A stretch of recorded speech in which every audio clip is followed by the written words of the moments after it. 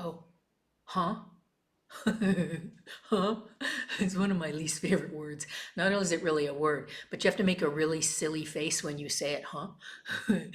And the reason why that happens is because it's a byproduct of being a passive listener.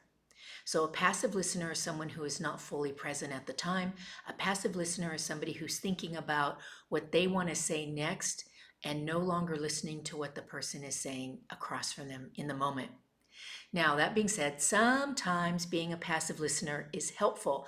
Like if you've ever spent the day with a 5-year old, in order to keep your sanity, at some point in time, you have to become a passive listener and not be fully engaged in what's going on. All right, so today we're going to learn about how to improve your listening skills. And let's take you from a passive listener to an active listener. There are three parts to active listening. First is active, second is empathetic, and then the third is reflective. And when you master these three, it's easy to put your ego in the back seat and be in the moment. So, active listening involves minimizing distractions. Put the phone on silent, turn it face down, flip down the computer screen, or whatever else you can do. Turn off the music, close the door, anything that will let this person know, hey, I'm here for you 100%. Okay, so somebody who's multitasking is a passive listener and not somebody that people actually respect, right? And so you become active by proving physically and everything that you're here, you're shutting everything down, and you're in the moment. And then that brings us to empathetic listening.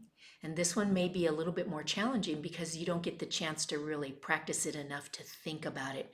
So, empathy is putting yourself in their shoes, so to speak, and allowing yourself to kind of feel what they're feeling in the situation. Empathetic listening also includes heavy body language. So put yourself into the conversation. So if it works, you can mirror. And mirrors when you copy people's body language. And be careful not to make it too obvious because then it'll be disrespectful, right?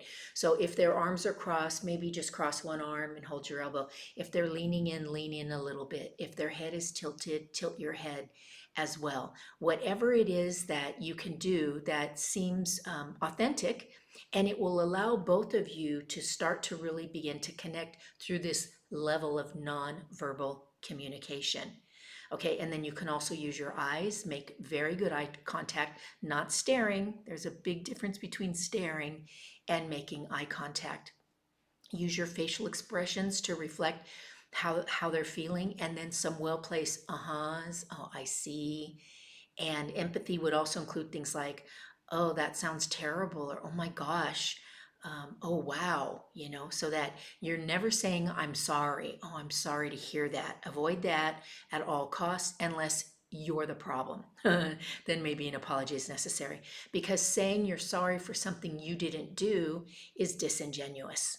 Okay, so I know that people will teach that that's what you should do, but just some, oh man, oh, that's terrible. Oh my gosh. And that those things, so being active in the body language, the eyes, the smile, if it's appropriate.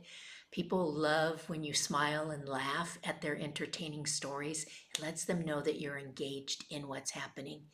And then the third is reflective. Now, reflective is my least favorite because it's been trained in training programs to repeat what they said. There's a huge difference between reflecting and repeating. Repeating can be very irritating, especially if you get it wrong or it just sounds like a regurgitation. And so you don't say, okay, this is what I heard you say, and then try to repeat exactly what they said. Use your own words. And then make sure that when you do this, well, okay, let me give you a little script. So start by saying, okay, so I see that you're, and then put in the emotion. Or it appears that, and put in the emotion. And then say, because, and then put in the story. Make what they told you really concise and accurate because of, and then you got to be really brave here and say, okay, so what resolution would you like to see? And watch people just be flabbergasted, stunned into silence because nobody ever asked them, well, what would you suggest? And then you can lean into empathy just a little bit more and say, if you were in my shoes or if you were in my situation, what would you suggest or recommend? Because we're all human. To let them know that being the leader sometimes is challenging and we have to make the tough decisions. So if you're still here and you're still listening, that means you are an above average listener. Congratulations. And what we shared and what you learned today and what you heard today will help take you from above average to amazing and somebody who has the respect and admiration of others. Why? Because you help them feel seen and heard. It is a process. And remember to go back to last week's vlog on how to offer advice, because those steps really layer into the lost art of listening.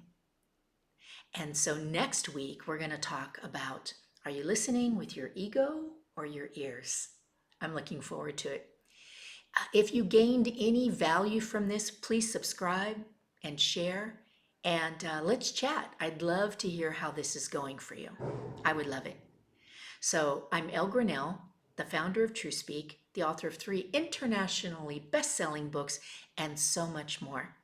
I wish you luck on this journey, and until next week, stay happy and healthy, my friends.